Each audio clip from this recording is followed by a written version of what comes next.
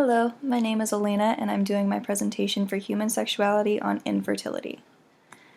Infertility can generally be defined as not being able to conceive children, and there are various reasons why this occurs. Starting with some statistics, infertility is more common than people may think. Around 10 to 12% of the US has fertility issues. Men and women each contribute 1/3 to fertility issues, with the remaining third due to undetermined causes or underlying problems. Fertility rates have dropped in the US since 2007, which Lyman Stone attributes to lower marriage rates. Because there have been fewer women married, there have also been fewer births, but even for those who are married or who have been married, the decline in fertility still applies. Stone's research has shown that there are 4 to 4.6 million missing births between the years of 2008 to 2016. That is about a whole year's worth of births. However, fertility rates for minority women have been more affected than those of white women.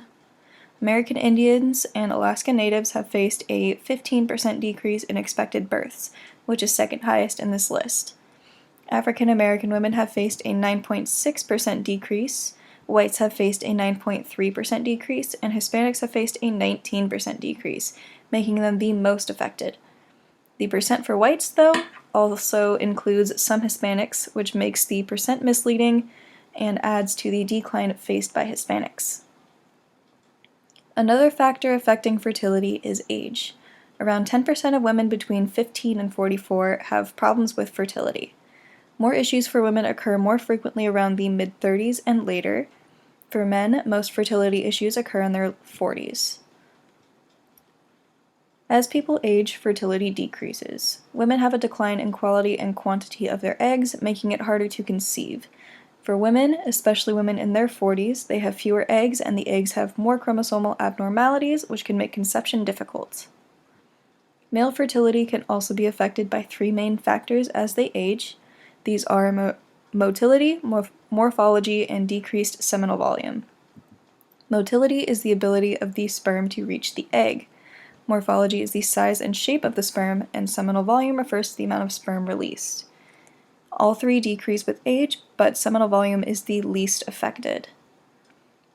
If someone suspects they have issues with fertility, they should begin by consulting a physician, especially if it has been over a year of trying to conceive, which is when infertility is typically diagnosed. A physician will run tests and ask questions like, how long have you been trying to conceive? When did you stop using contraception? Have you had any pregnancies or miscarriages? How often do you have sex? Whether you have any other health issues, etc. After the preliminary exam, other tests may be run like x-rays, blood tests, scans, or minor surgery to examine reproductive organs. Once diagnosed, there are 3 main types of fertility treatments. Medicines, which will be discussed in further detail in later slides, surgical procedures, and assisted conception. Fertility drugs focus on women, though they can also be used in men, but with less success. The first fertility drug is Clomid, which aids in regulating ovulation. It is the most frequently prescribed medication, and though uncommon, it can also be used for men.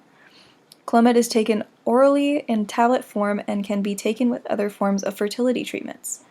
Side effects are often mild, but this medication can increase the chance of having multiple babies in one pregnancy. Next is Femara, which is similar to Clomid. The main difference is that Femara can have better results in women with PCOS or polycystic ovarian syndrome, and it was created to treat breast cancer. It was found to help with ovulation, and now the generic form is sold as fertility medication. The next example is injections. Injections use hormones that are similar to follicle-stimulating hormone and luteinizing hormone. This method is the strongest available and promotes egg production and egg release in women. Like Clomid and Femara, the chances of having multiple babies is increased. And that concludes this presentation. Here are my references. Thank you for watching.